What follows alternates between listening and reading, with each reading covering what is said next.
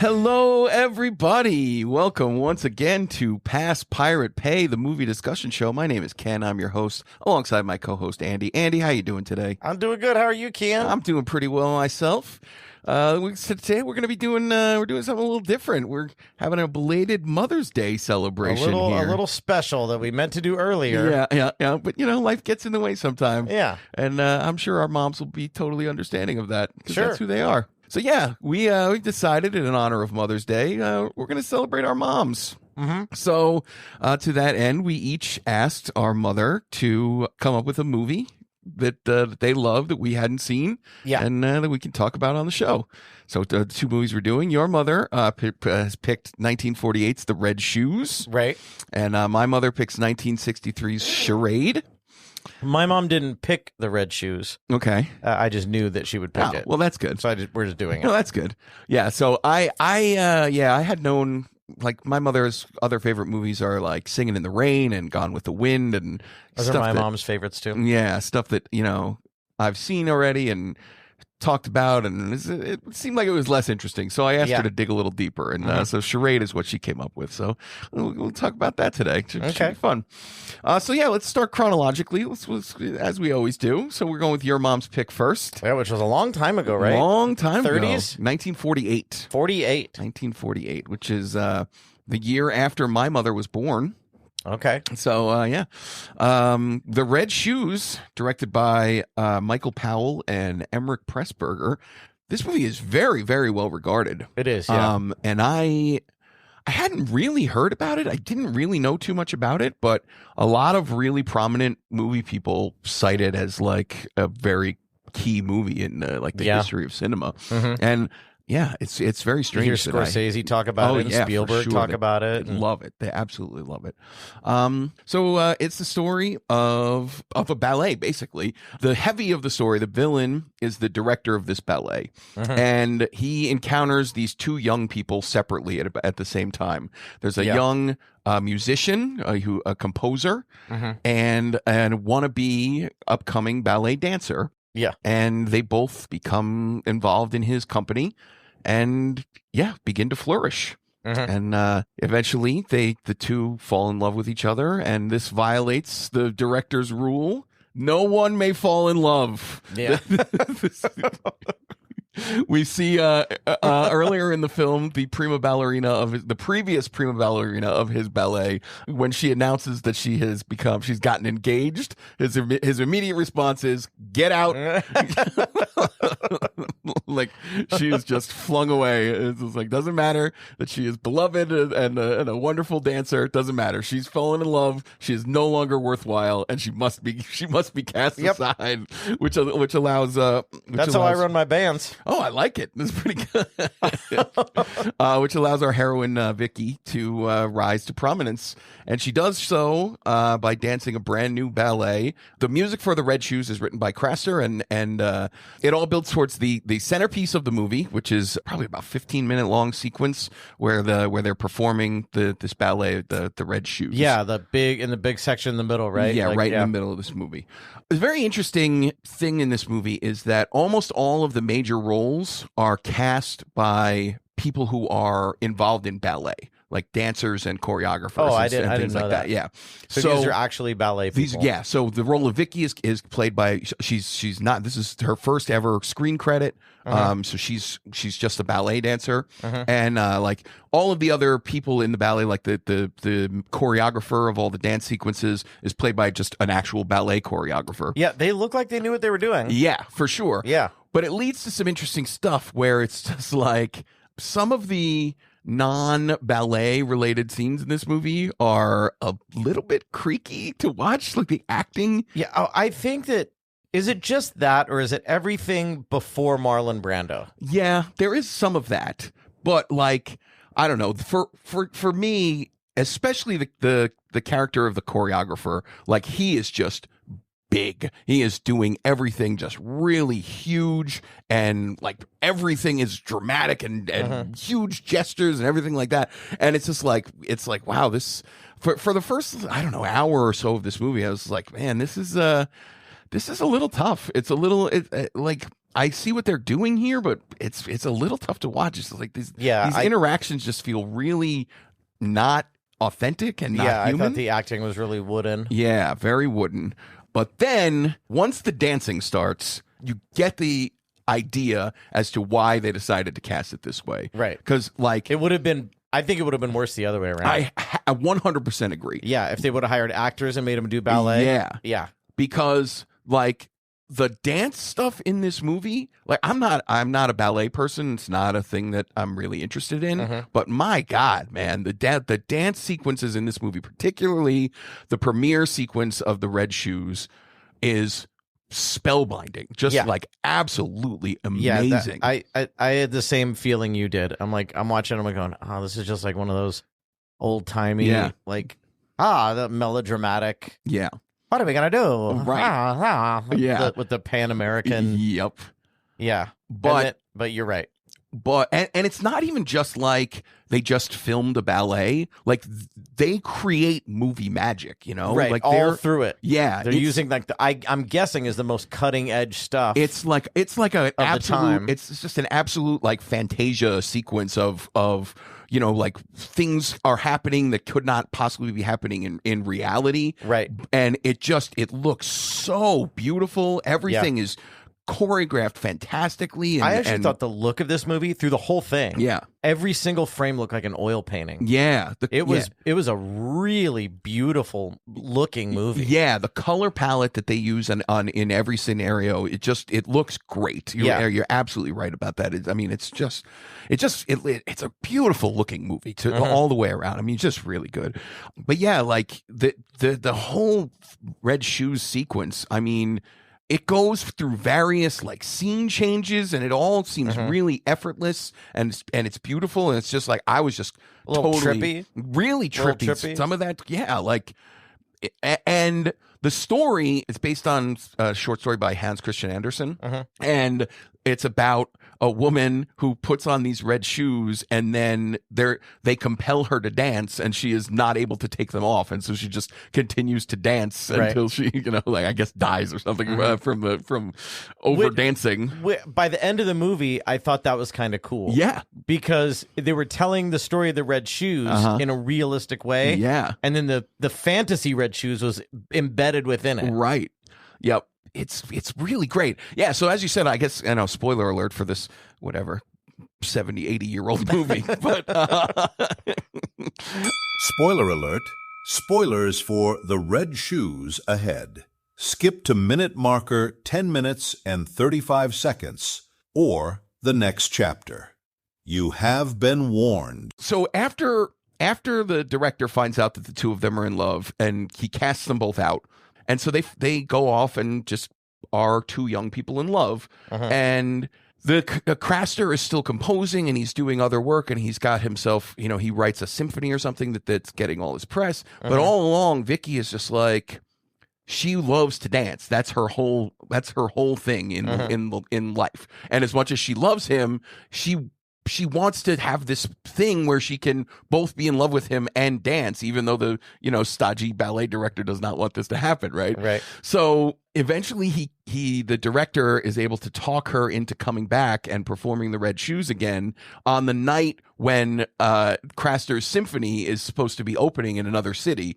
So he's trying to pry them apart in this way. And she puts the red shoes on to go dance the ballet, and then all hell breaks loose, and she winds up, running, and then eventually just like leaps to her death. Yeah, because just like in the fairy tale, she is compelled to dance, and when she is unable to do that, like it just means her death. It just means her demise. The fact that she is not able to dance to her heart's content. Yeah, and in a way that I thought, I'm with you. I thought it was just really cool. It's just really good storytelling. Yeah, as we both said, it took a little while for this one to get going, but once it did, I mean, I thought it was really worth it.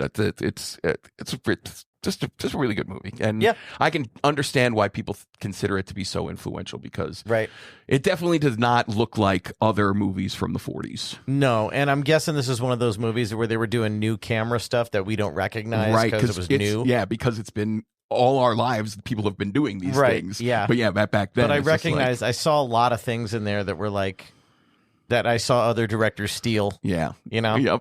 Yep. So yeah, I liked it too. Yeah. So, for I think the first time in the history of our podcast, something that your mom likes, I have an appreciation for. Oh yeah, this is a first. Yeah. So, She'll be happy to hear that. Yeah. So finally, that'll be a better Mother's Day gift than me liking it.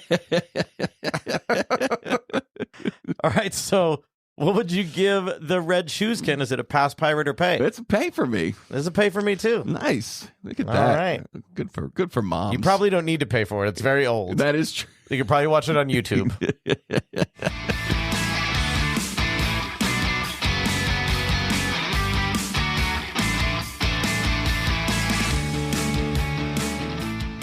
All right, our next movie comes from 1963. It is Charade, directed by Stanley Donen. This movie stars, in a very hilarious thing to me, it stars Cary Grant and Audrey Hepburn playing just a couple of Americans.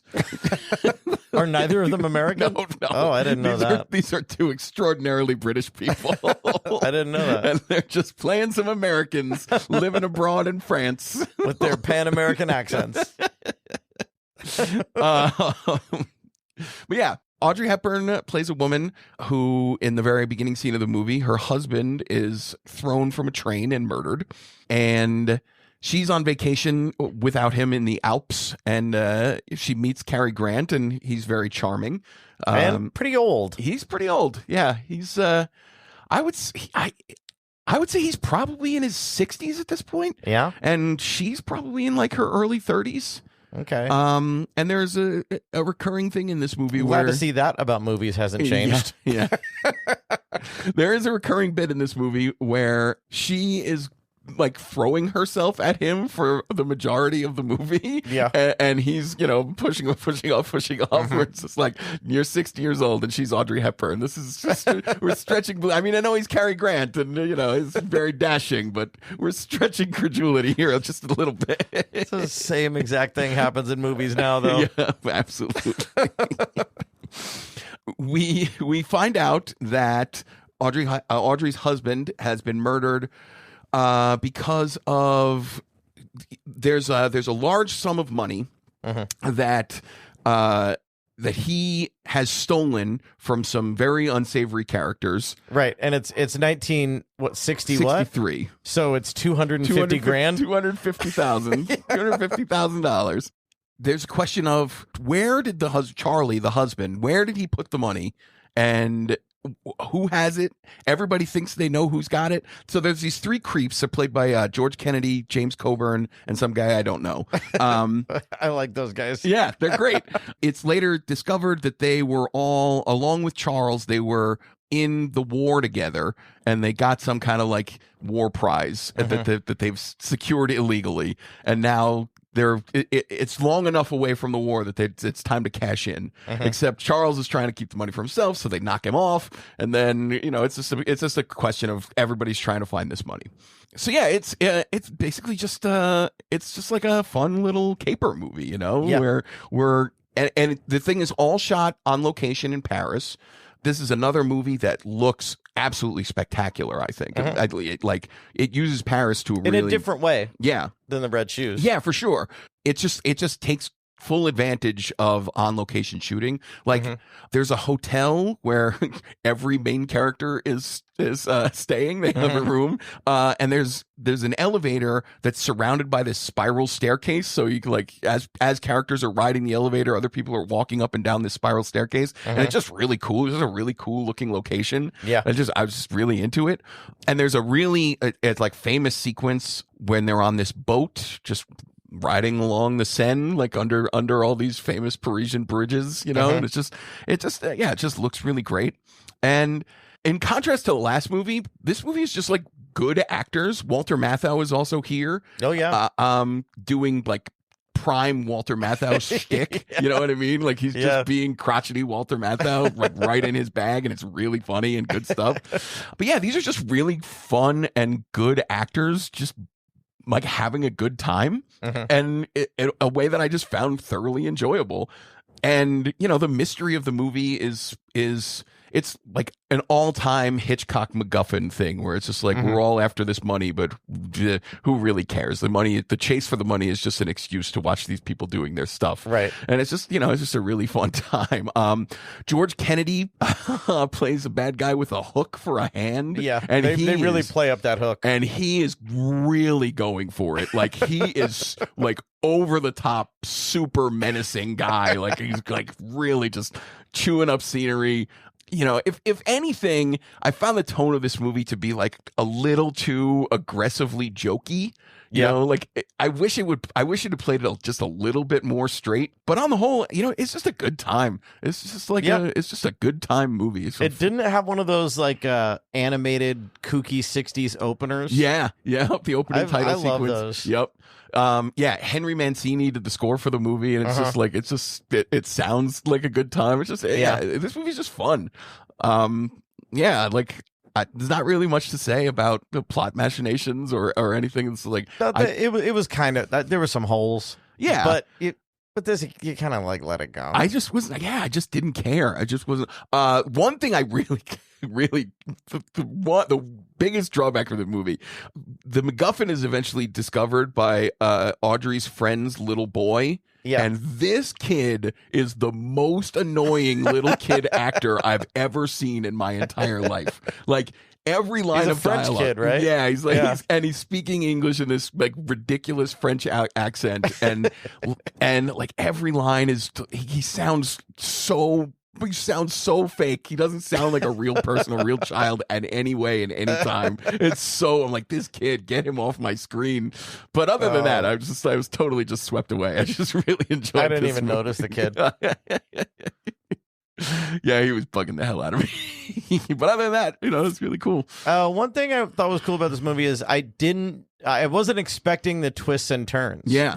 And there was a lot of them. Yeah, for sure. And I just didn't know where it was going. It was unexpected, which I like in a movie. Yep. Yeah, there's a running bit about Cary Grant is never giving his real name. Right. So they just constantly reintroducing himself to Audrey Hepburn. It's like, what am I supposed to call you now? Yeah, exactly. What is your name now? And she's always asking it, whenever he tells her a name, he's like, is there a Mrs., whatever the name he gave her is? Like it's just a charming movie. It's just a good time. I don't know.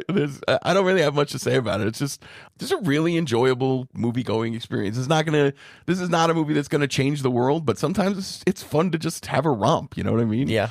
And it's good to know that. And this isn't like I've never heard of this. Oh, really? Yeah. They actually remade it in the early 2000s, I think, with Mark Wahlberg and Tandy Newton. Oh, really? Yeah. Was it called the same thing? It's called The Truth About Charlie. Okay. But I never saw it. I had seen this movie actually. I had seen Charade, I don't know, 30 years ago, but I didn't remember it at all. I had absolutely no idea of any, like we talked about with all the twists. Even though I had seen it before, I had no idea what was going to happen. Yeah, I didn't know where it was going. Yeah. So yeah, it's just a lot of fun. All right, cool. Yeah. So is it a pass pirate pay for Charade, Ken? It's another pay for me. Well, our moms did good. Yeah. You got to say him? Our moms did good. Yeah. I'd do a pay on this. Yeah. That's cool. That's fun. That's good. All right. We did it. All right. They're going to be very happy. I love it. They're going to be very happy with us. Love you, Mom. I love you, Mama. All right. So for our next show, Ken, we are going to do movies about stalkers. Ooh, stalkers. There's a few. I wanted to do ones we hadn't seen before, though. Mm-hmm. So I have seen none of these. Mm-hmm. You have seen none of these. Correct. We're going to do the new movie Obsession. Okay. We're going to do movie Obsession. We're going to do Greta. Okay.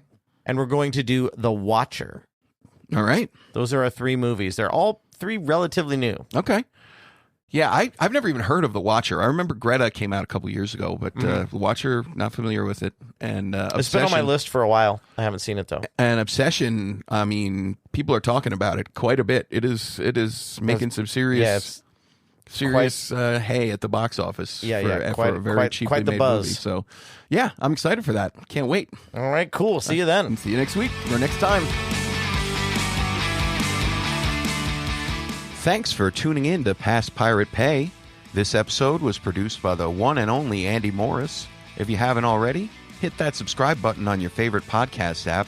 We'd hate for you to miss out on all the fun. Curious about where to stream the movies we talked about? Head on over to pastpiratepay.com. We've got everything listed with handy links on where to watch. You can also join the conversation on our Facebook page or stalk our cinematic musings on Letterboxd. Links are on the site. Got a movie or a TV show you think we should review?